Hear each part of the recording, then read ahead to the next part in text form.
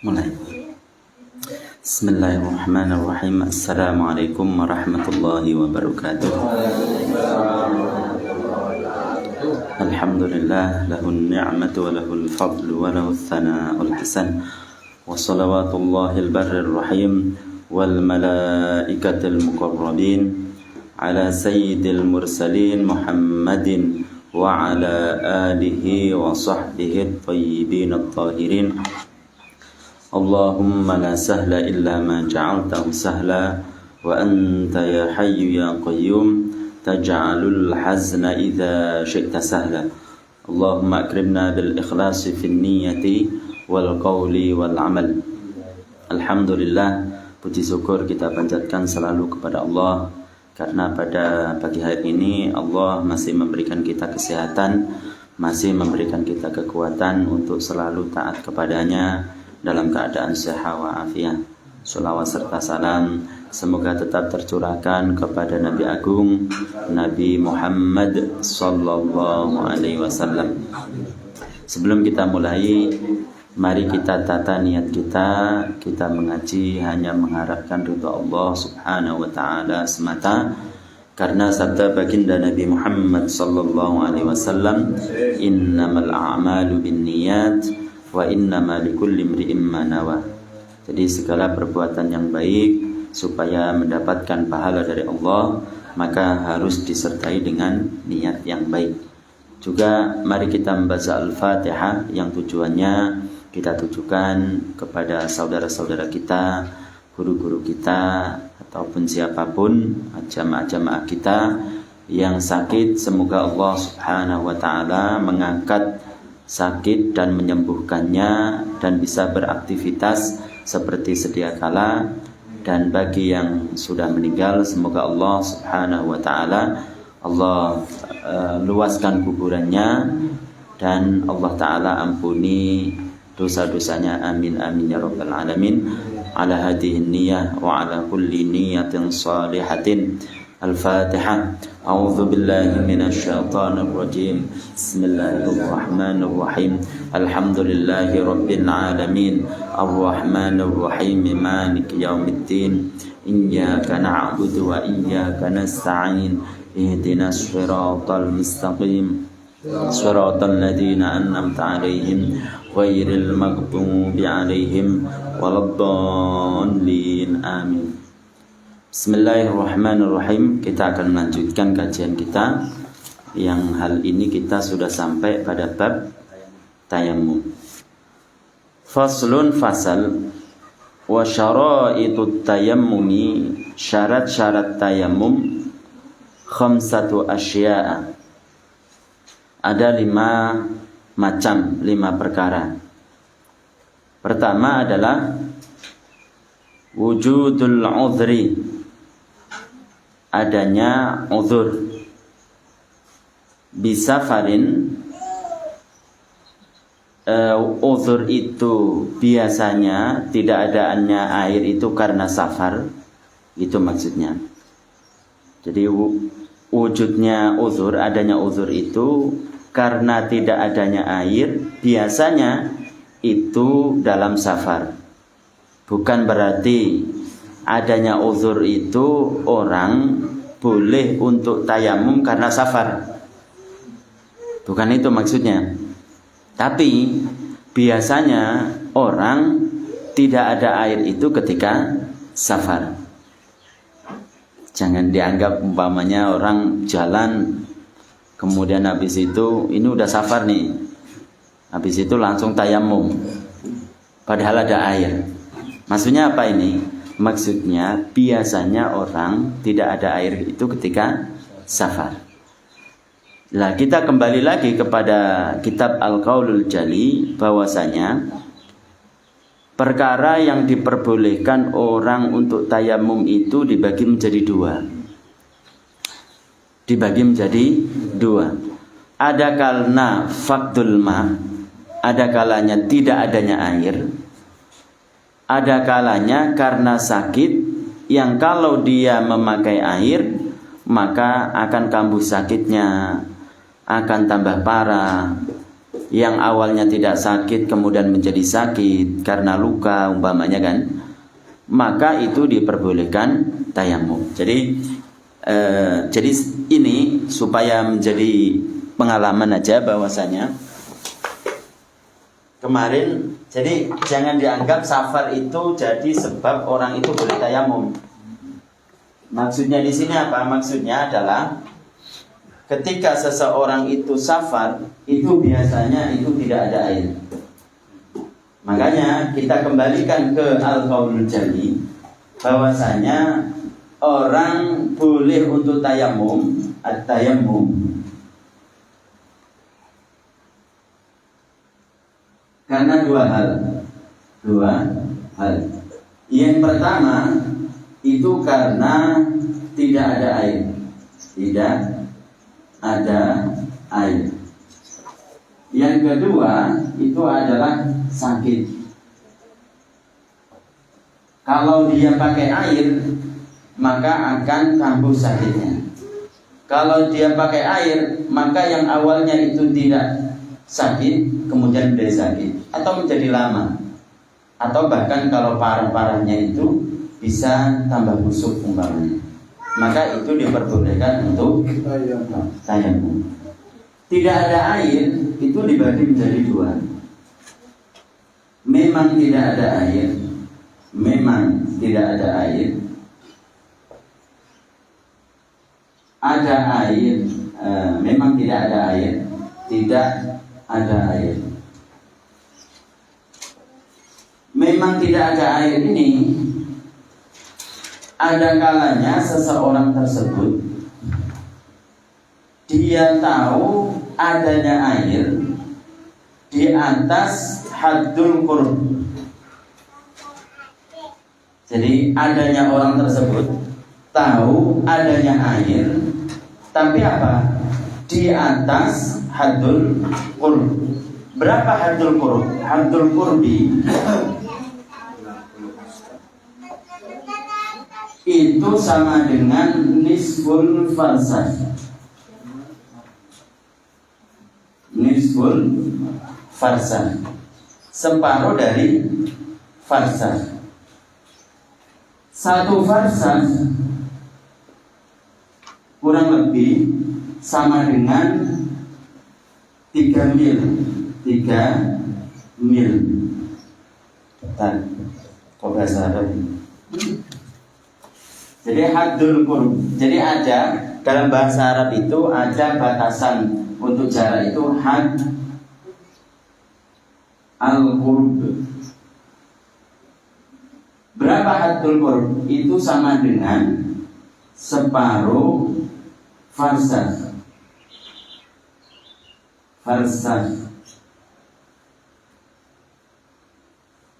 Satu farsah sama dengan 3 mil. 1 mil sama dengan kurang lebih, ini biasanya kalau meter itu banyak perbedaan, kurang lebih 1,5 kilo.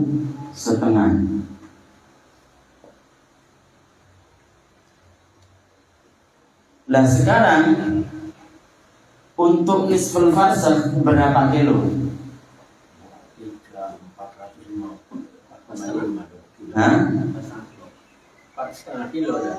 4,5 kilo. Jadi satu farsah itu sama dengan 4, iya enggak? 4,5. Tapi yang dimaksud haddul qurbi itu adalah setengah. Jadi setengahnya dari 4 kilo 2250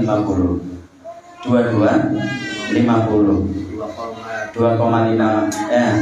Jadi kurang lebih 2,5 kilo lah, 2/4. Nah, artinya ketika seseorang tersebut itu yakin bahwasanya ada air dengan jarak di atasnya lebih daripada 2,1/4 kilo, maka dia langsung boleh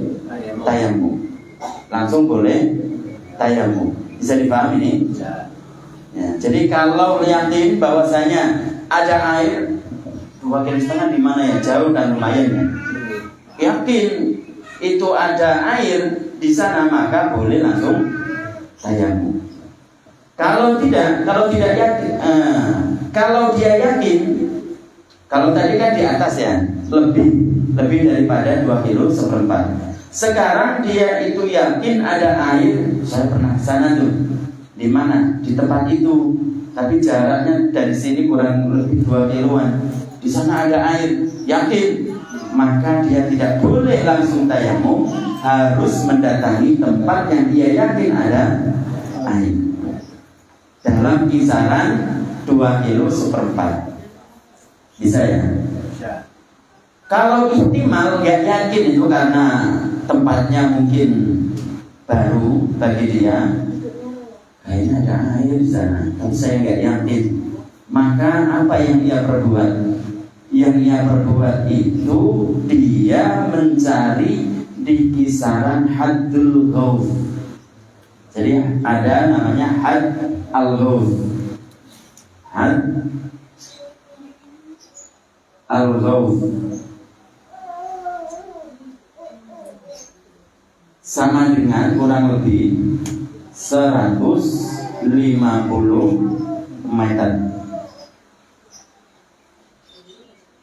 Arah 4 atau 4 arah. 4 arah. Jadi pertama, supaya kita urutkan dulu, ketika orang mau tayamum itu lihat-lihat nih, lihat-lihat keadaan dia pakai air atau tidak. Kalau nggak ada, berarti langkah yang berikutnya temannya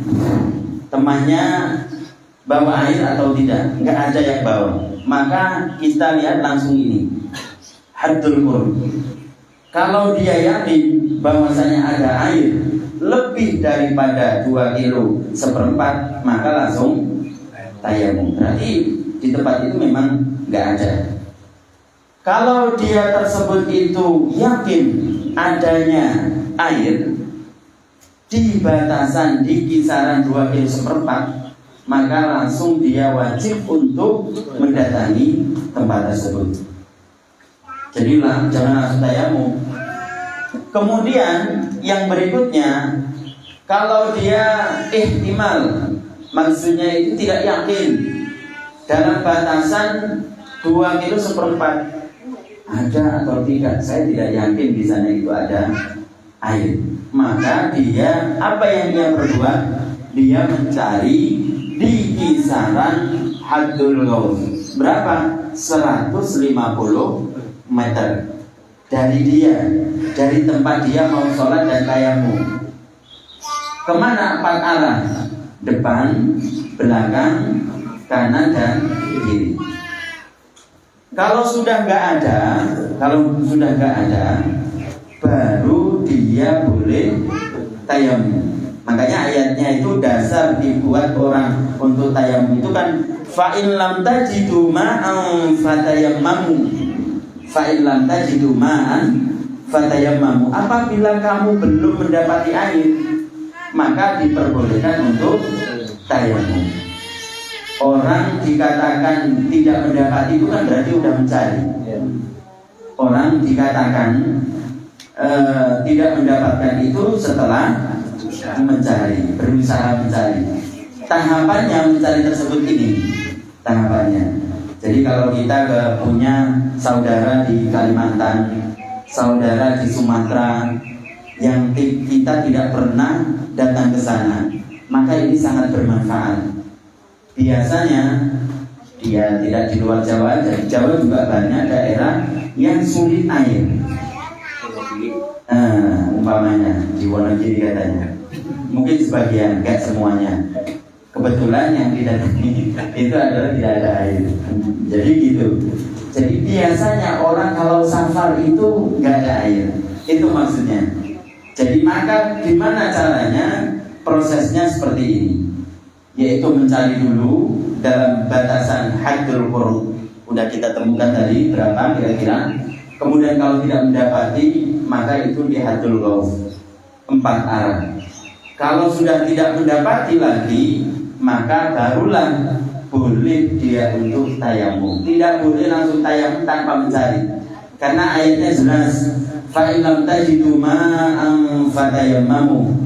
Jadi kalau kalian tidak mendapati air, berarti kalau dia tidak mendapati setelah dia mencari, maka fatayammamu, maka hendaklah kalian untuk bertayamum. Bisa dipahami ya? Itu maksudnya safar itu. Jadi kebanyakan orang kalau safar itu layak biku alaihi wujudul ma. Jadi biasanya nggak ada air.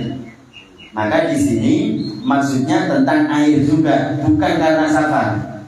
Jadi mentang-mentang dia safar, karena disebutkan di safar, boleh seseorang itu untuk tayamum langsung ada tayamum tanpa mengindahkan kaidah-kaidah yang ada. Jadi tetap kita kembali kepada status air. Kemudian yang kedua,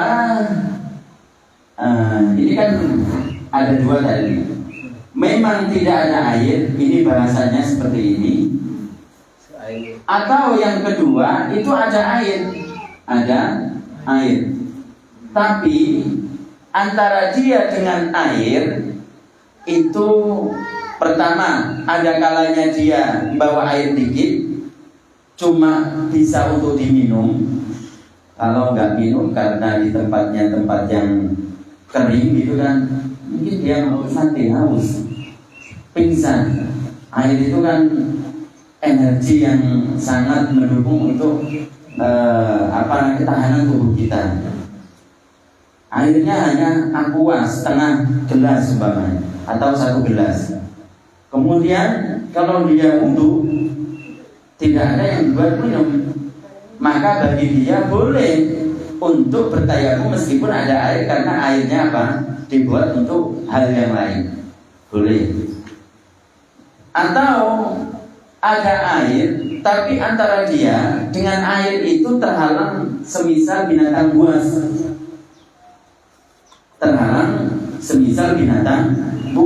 Dia mau ke air itu nggak bisa, apalagi waktunya udah mepet nih, maka boleh bagi dia untuk bertayamum. Jadi tidak ada air itu dibagi menjadi 2. Ada kalanya memang tidak ada air, maka pembahasannya ini ada kalanya ada air, tapi airnya tersebut itu digunakan untuk yang lain, atau antara dia dengan air itu dihalangi semisal binatang buas, maka boleh bagi dia untuk bertayamum. Jadi tetap bagi dia mempraktekkan ayat Al-Quran, fa in lam tajidu ma'an fatayammamu. Itu sesuai dengan apa yang dijelaskan oleh para ulama. Nah, hal-hal yang seperti ini kan memang harus talaqi. Hal-hal yang seperti ini kita kan harus berguru. Mungkin orang kalau baca-baca aja ya gimana, nanti fahamnya berbeda. Kemudian yang kedua, karena sakit. Karena sakit apa saja di situ. Kalau menggunakan air itu nanti sakitnya akan bertambah. Kalau menggunakan air yang awalnya tidak sakit menjadi sakit dan lain sebagainya. Maka meskipun ada air yang kedua ini, karena adanya sakit, maka diperbolehkan untuk bertayamum. Kemudian yang berikutnya adalah wadukhul waktu sholati, maksudnya waktu sholat. Karena tayamum itu adalah tahuratun atau bersuci yang sifatnya itu darurat. Maka salah satu syaratnya itu tidak seperti halnya wudu. Kalau wudu kita kita mau sholat nih, sholat zuhur, kita pastikan dengan muraqabah bahwasannya sholat zuhur itu maksudnya jam 12. Maka boleh bagi kita untuk bersuci jam 11 dan memakai wudhu itu selama tidak ada perkara yang membatalkan wudhu itu untuk sholat setelah jam 12. Boleh. Tapi kalau tayamum itu tidak boleh. Tayamum itu harus dilakukan setelah jam 12 atau pas waktu masuk waktu zuhur. Itu. Kemudian wa talabul ma, mencari air, ini tadi yang kita jelaskan. Wa talabul ma itu kita jelaskan tadi. Jadi itu diringkas dalam Al-Qaulul Jali. Makanya kalau kita sudah faham dalam kitab Al-Qaulul Jali, mudah untuk memahami ini. Mudah untuk memahami yang kita baca ini. Wa ta'azzuru istimalihi wa i'wajuhu ba'da talabi. Kemudian yang berikutnya adalah kita tidak mampu untuk menggunakan air.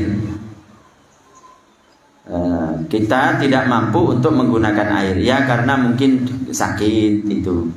Intinya yang kelima ini itu sudah teringkas dalam apa yang kita jelaskan ini.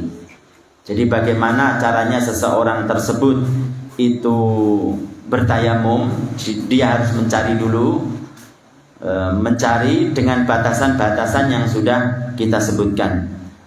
Wa iwajuhu ba'da talabi. Jadi sama ini maksudnya, dia tidak mampu, tidak menemukan air setelah dia mencari air. Maksudnya dia membutuhkan, di sini disebutkan dia membutuhkan air. Dia mendapatkan air,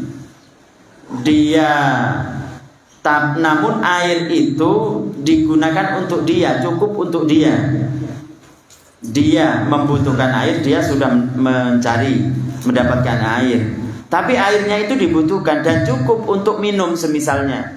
Atau antara dia dengan air tersebut itu dihalangi oleh binatang buas. Itu. Jadi semuanya sudah terangkum dalam apa yang kita jelaskan tadi. Wat-turabu at-tahiru. Kemudian yang berikutnya itu adalah debu yang suci. Jadi syaratnya orang tayamum, alat yang dibuat untuk tayamum itu adalah merupakan debu. Kalau kita kembali kepada Al-Qaul Jali itu kan syarat tayamum itu adalah merupakan faman lam yajidil ma'a. Gimana kalau di Al-Qaul Jali itu lupa.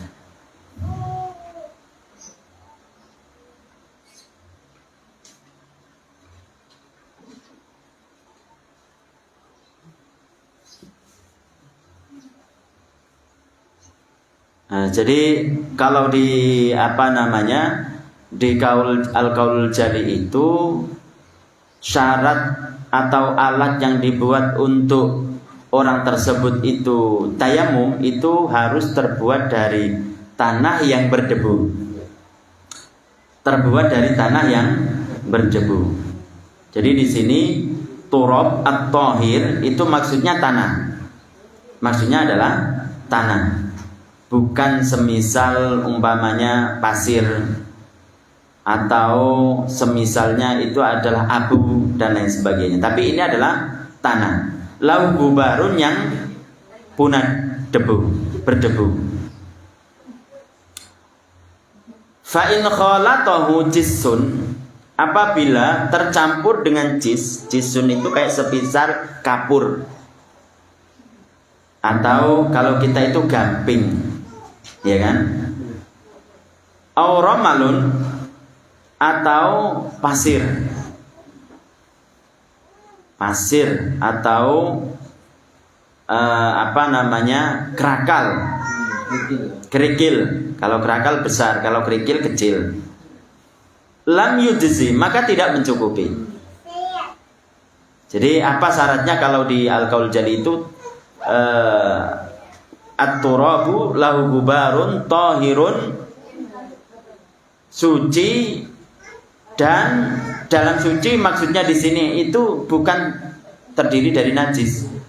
Ada debu, ada tanah, kemudian berdebu, kemudian karena bekas dari kencing daripada binatang, maka tidak mencukupi, gitu. Maka tidak mencukupi. Kemudian apalagi ya yang di al-qaul jali itu saya lupa.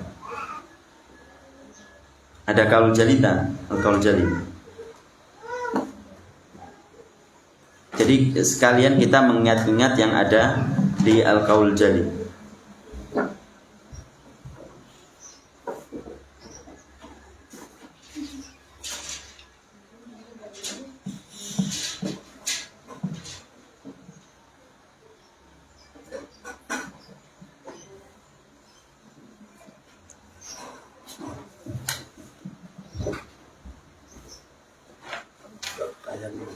Iya, coba disebutkan, Pak.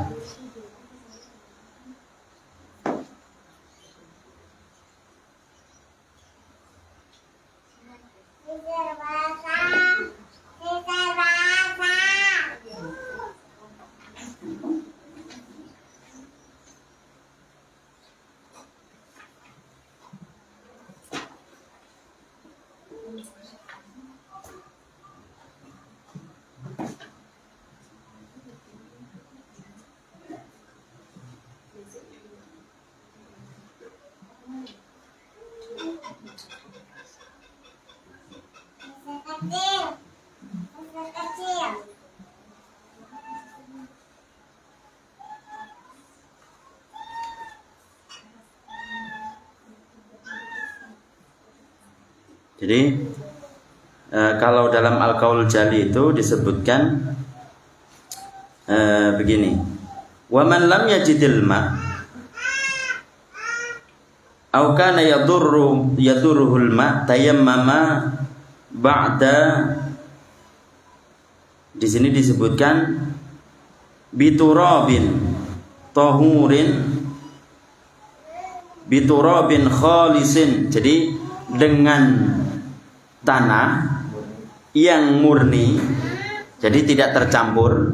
Itu kan kholatahu kan, biturabin khalisin, yang murni, tahurin, yang suci, lahu gubarun. Jadi dengan tanah, kemudian tanahnya itu syaratnya itu adalah suci, khalis, yang murni, tidak tercampur.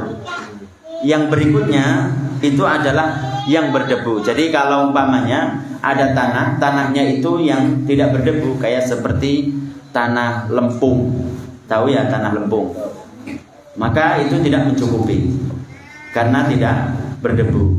Atau tidak murni, tercampur dengan semisal ini pasir, tercampur dengan semisal abu, maka tidak mencukupi itu. Wa faraiduhu, rukun-rukun daripada tayamum, arba'atu asya. Jadi tadi kita sudah menjelaskan alat-alat yang dibuat untuk tayamum. Pertama, alat-alat yang dibuat tayamum itu adalah turab, yaitu tanah.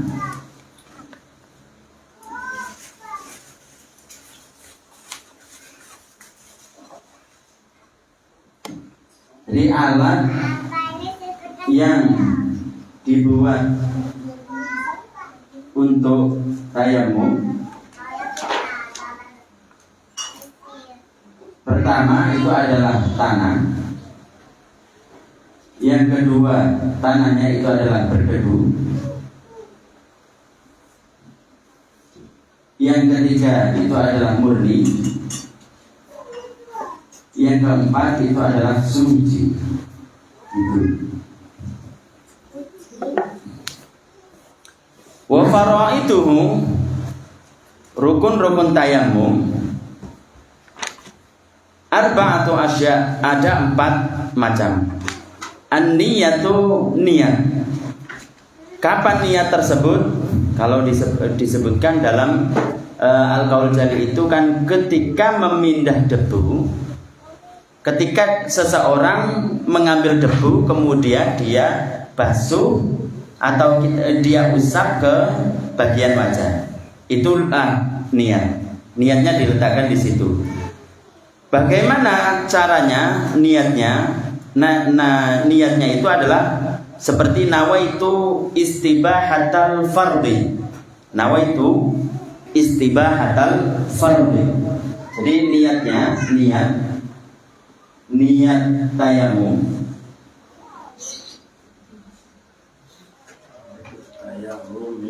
Niat tayamum adalah nawaitu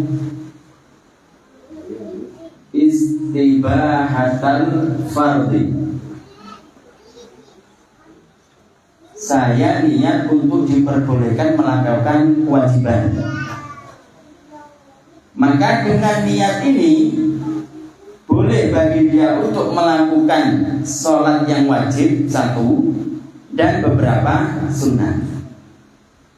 Kenapa? Karena bersucinya itu adalah gantian daripada wudhu. Tidak seperti halnya wudhu. Kalau wudhu selama tidak ada perkara-perkara yang membatalkan, boleh bagi dia untuk sholat yang wajib. Paham ya? Nawaitu istibahatal fardhi.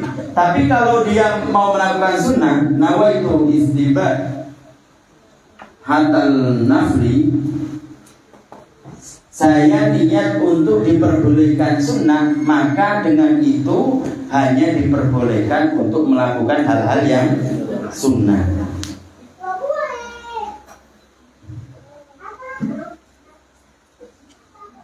Kemudian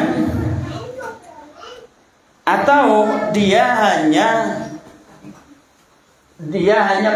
melafalkan begini, nawaitu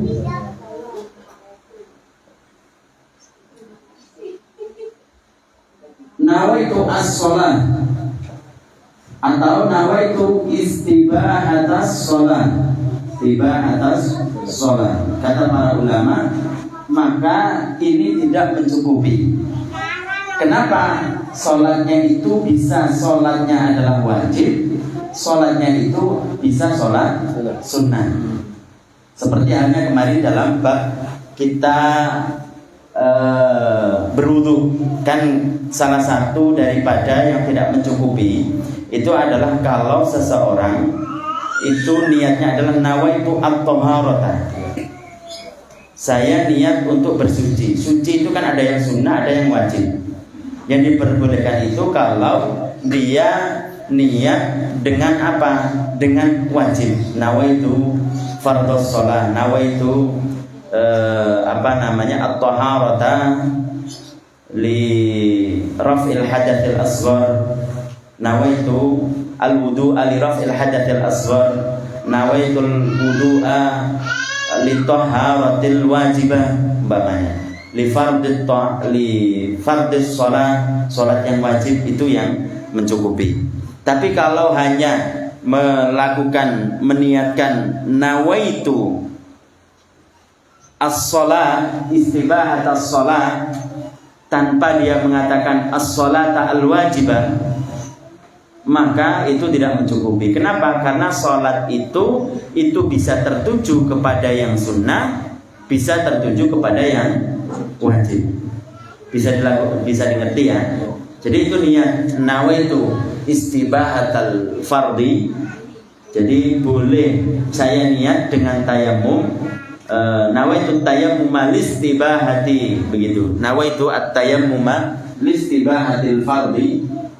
Nawaitu at-tayammum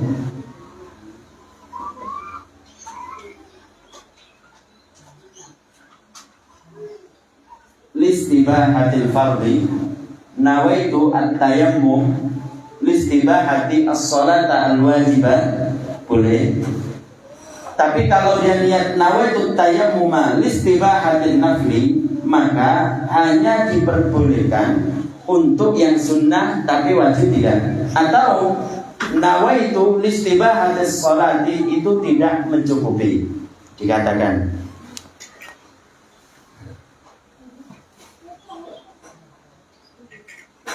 kalau ditambahkan fardhi, nawaitu tayammumi listibahatis sholatil fardhi. Iya, bisa. Sama wajib itu sama. Biasanya begitu. Kemudian yang berikutnya adalah wa mashul wajhi. Yang berikutnya itu adalah mengusap wajah. Jadi batasan wajah seperti kita ketahui di dalam kitab Al-Qaulul Jali. Wa mashul yadaini ma'al mirfaqaini. Kemudian mengusap, di sini bukan membasuh, maaf kalau disebutkan membasuh. Jadi di sini mengusap wajah dan mengusap kedua tangan ma'al mirfaqaini serta dua siku, sama seperti wudu. Wa tartibu dan tartib. Artinya apa tartib itu? Mendahulukan mengusap wajah daripada kedua tangan. Kemudian yang berikutnya adalah wasunanuhu, kesunahan-kesunahannya salah satu asya. Ada 3 macam. At-tasmiyatu, yaitu membaca bismillah. Wa taqdimul yumna, mendahulukan anggota yang kanan, alal yusra, dari anggota yang kiri. Maksudnya mendahulukan tangan yang kanan dan mengakhirkan tangan yang kiri. Wal mualatu, dan berturut-turut. Jadi tidak ada sela antara membasuh wajah dengan mengusap wajah dan mengusap tangan. Kemudian yang berikutnya adalah walladzi yubtilut tayammum, perkara yang membatalkan tayammum. Salah satu asya, ada 3 macam. Ma'abtalal wudu'a, perkara yang membatalkan wudu. Perkara yang membatalkan wudu ada 4 kan. Yang kemarin dalam kitab Al-Qaulul Jali ada yang al-khuruju minas ahadis sabilain. Jadi keluarnya sesuatu dari salah satu jalan. Ghairul mani, selain mani, ya enggak? Itu. Kemudian yang kedua itu adalah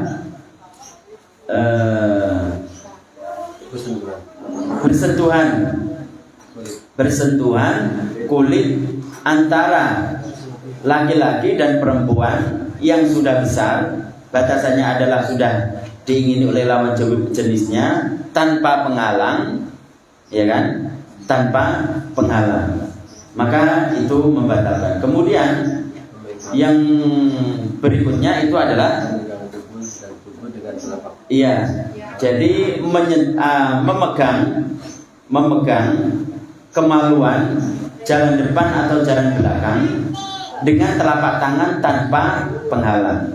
Yang terakhir itu adalah zawalul aqli, yaitu hilang akal. Karena kemarin kita sudah jelaskan, karena mabuk, karena pingsan kemarin kan, maka itu juga membatalkan tayammum. Hal-hal yang seperti kemarin kita sebutkan membatalkan tayammum. Wa ru'yatul ma'i, dan melihat air fi ghairi waqtis shalat, pada selain waktu salat. Jadi yang berikutnya itu adalah melihat air, adanya air. Ketika orang tayamum ya, tayamum itu kan harus masuk waktu, ya enggak? Ketika dia sebelum sholat sudah tayamum nih, sebelum melakukan sholat, kehujan atau melihat temannya itu bawa air, maka tidak boleh dia sholat dengan tayamum itu. Harus mengulangi wudhu, jadi berwudhu itu, bukan dengan tayamum. Iya, langsung gugur. Bisa dipahami ya? Bisa dipahami ini ya? Sekarang kalau dia sholat nih, Allahu Akbar dengan tayamum tadi, udah masuk sholat, tiba-tiba hujan umpamanya, atau ada orang yang memang membawa air umpamanya, atau ada seseorang yang membawa air, maka dilihat apakah dia itu ketika tayamum di tempat yang biasanya itu tidak ada air. Yang di tempat yang biasanya tidak ada air. Ketika seseorang itu ada di perjalanan atau dia di suatu tempat atau dimanapun, intinya tempatnya tersebut itu memang biasanya nggak ada air. Kok dia sholat dengan tayamum? Kemudian habis itu hujan, maka bisa diteruskan, bisa tidak. Bisa diteruskan, bisa tidak. Tapi yang baik itu adalah diputus. Kemudian dia berwudu, kemudian sholat. Paham ya? Tapi kalau dia itu tayamum, tadi kan prosesnya itu adalah di tempat yang biasanya tidak ada air. Maka al-ahsan yang baik itu apa? Yaitu seseorang tersebut itu memutus sholat, kemudian dia berwudu dan sholat. Selama apa? Selama waktunya cukup. Waktunya cukup. Kalau dia tersebut itu tayamum di tempat yang biasanya ada air, pada waktu itu nggak ada air. Pada waktu itu nggak ada air. Kemudian di tengah sholat dia ada air dalam tinjauan apa saja, bisa karena hujan, bisa karena ada orang yang bawa dan lain sebagainya. Awalnya sumurnya kering kemudian mengalir lagi dan lain sebagainya. Maka dia harus memutus sholat, kemudian dia berwudu. Bisa dipahami ya? Jadi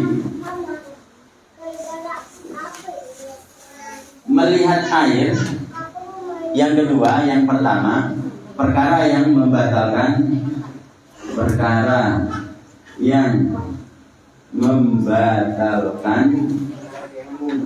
tayamum.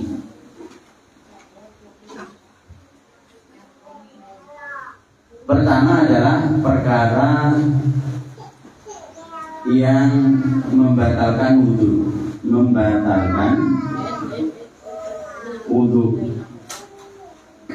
Yang kedua, melihat air. Maka ini diperinci. Ada kalanya sebelum sholat. Kalau sebelum sholat, maka dia langsung berwudu lagi.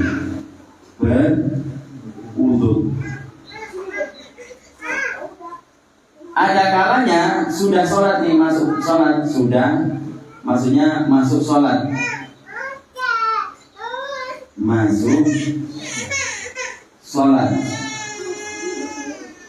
Maka di sini diperinci.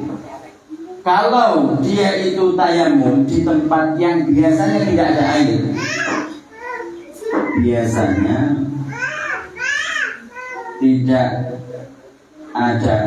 ada air, maka boleh meneruskan, boleh tidak, boleh.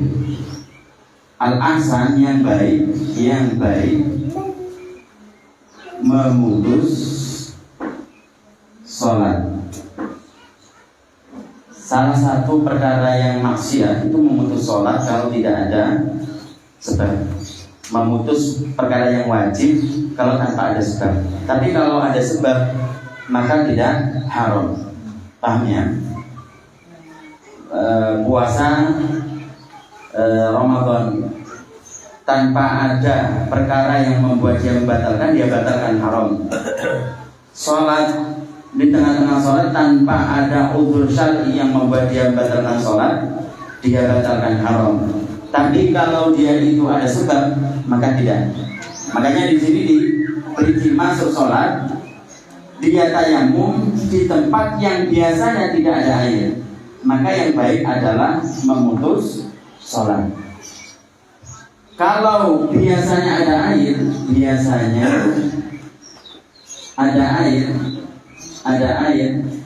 maka memutus sholat. memutus sholat.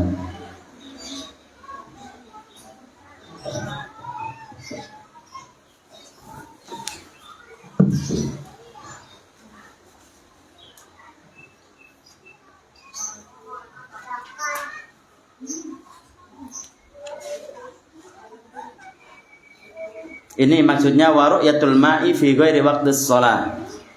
Jadi melihat air pada waktu belum sholat. Fi ghairi waqtis shalah itu maksudnya bukan belum masuk waktu sholat, bukan. Karena salah satu syarat tayamum itu harus masuk waktu sholat. Jadi di sini waru'yatul ma'i fi ghairi waqtis shalat itu belum sholat maksudnya. Sudah masuk waktu. Belum sholat tapi sudah masuk waktu, karena syarat tayamum itu kan harus masuk waktu. Jadi di sini maksudnya begitu. Maka diperinci tadi, kalau dia tersebut itu melihat air sebelum masuk sholat, maksud di sini maka langsung dia itu berwudu. Jadi tayamumnya tadi nggak bisa, nggak bisa digunakan. Kalau dia sudah masuk sholat, sudah takbir, baru di sini diperinci. Apakah ketika dia tayamum itu di tempat yang biasanya jarang air, biasanya nggak ada air nih, kok ada air, melihat air, begitu kan? Maka biasanya nggak ada air, maka di situ boleh meneruskan, boleh tidak, boleh mutus. Tapi yang baik itu adalah diputus. Kalau dia tersebut itu tayamumnya itu di tempat yang biasanya ada air. Pada waktu itu memang nggak ada air. Pada waktu itu memang nggak ada air. Ya kayak umpamanya Indonesia ini kan kebanyakan biasanya ada air. Tapi kan nggak menutup kemungkinan ada kemarau. Iya kan? Maka disitulah nanti dia memutus sholat kalau ada air meskipun dia sudah sholat. Bisa difaham ya? Ya. Kemudian yang berikutnya wariddah. Nauzubillah. Jadi kalau seseorang tersebut itu mau sholat zuhur, mau sholat asar, mau sholat maghrib, mau sholat isya ataupun subuh 5 waktu itu dengan tayamum sudah masuk waktu, kemudian dia tayamum, nauzubillah, karena dia dalam keadaan marah atau dia dalam keadaan bergurau, mengatakan perkataan yang membuat dia keluar dari Islam. Seperti umpamanya bergurau dengan temannya, dia disebut Yahudi. Tujuannya memang dia adalah bukan orang Islam. Bergurau bukan mensifati dia sifat orang Yahudi, bukan. Seperti perkataan begitu. Maka orang tersebut keluar dari Islam. Maka apa yang ia lakukan? Harus masuk Islam kembali, mengucapkan 2 kalimat syahadat, kemudian melepaskan yang penyebab dia keluar Islam, kemudian tayamum lagi. Atau ada keyakinan seperti meyakini tentang Allah Subhanahu wa taala, punya anggota badan, bertempat pada suatu arah dari beberapa arah atas, bawah, depan, belakang dan lain sebagainya. Maka orang tersebut keluar dari Islam, maka disuruh dia untuk mengucapkan 2 kalimat syahadat dan melepaskan penyebab dia keluar dari Islam, kemudian tayamum kembali. Atau perbuatan seperti menginjak mushaf, menulis ayat-ayat Al-Quran dengan perkara yang najis. Maka apa yang ia lakukan? Mengucapkan 2 kalimat syahadat, melepaskan perkara yang menyebabkan dia keluar dari Islam, kemudian tayamum kembali. Beda kalau wudu. Kemarin kan kita jelaskan, kalau wudu dia wudu, kemudian apa? Sebelum masuk waktu atau setelah masuk waktu sholat dia wudu. Lah setelah wudu mau mengerjakan sholat dia lagi marah karena lagi panas-panasnya, apalagi Ramadan, bulan Ramadan umpamanya. Sebelum melakukan sholat dia marah, mengucapkan kata-kata yang menyebabkan dia keluar dari Islam. Maka apa? Maka dia disuruh untuk mengucapkan 2 kalimat syahadat, karena syaratnya masuk Islam dengan mengucapkan 2 kalimat syahadat, dan melepaskan perkara yang menyebabkan dia keluar dari Islam, kemudian bisa sholat dengan wudhu yang tadi. Dan dia bisa sholat dengan wudhu yang tadi. Jadi tidak batal. Karena namanya wudhu itu toharoh qawiyah, jadi yang kuat. Kalau yang tayamum itu toharoh dhaifah, jadi lemah, gantian. Maka salah satu dari lemahnya dari tayamum tersebut dianggap bersuci yang lemah. Maka ketika orang keluar dari Islam, maka dia harus kembali kepada Islam, melepaskan perkara yang menyebabkan dia keluar dari Islam, kemudian dia tayamum kembali. Beda dengan wudu. Wasahibul jabair. Kemudian yang berikutnya adalah orang yang ada padanya ini semisal perban. Nah, ini nanti kita jelaskan pada sesi berikutnya tentang bagaimana seseorang yang tayamum tapi dia itu ada perbannya. Ada perbannya pada anggota tayamum. Ada perbannya pada anggota tayamum, yaitu wajah ataupun tangan. Bagaimana ini?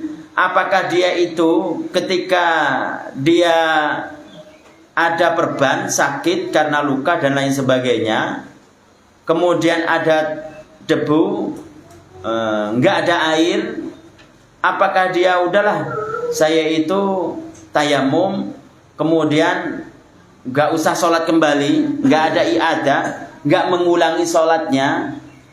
Bagaimana ini menurut Syafi'iyah? Nanti kita akan jelaskan pada pertemuan berikutnya, karena lumayan panjang ini.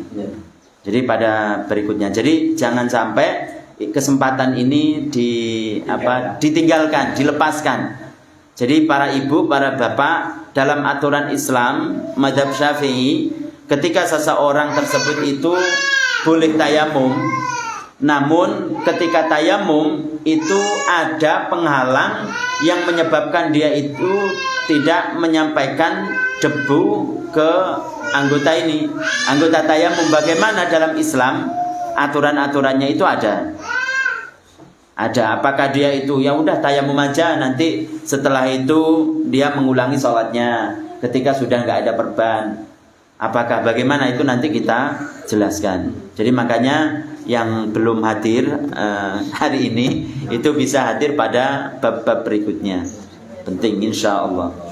Sampai di sini mungkin sebelum kita akhiri ada yang perlu dimusyawarahkan ataupun yang belum jelas silakan ditanyakan.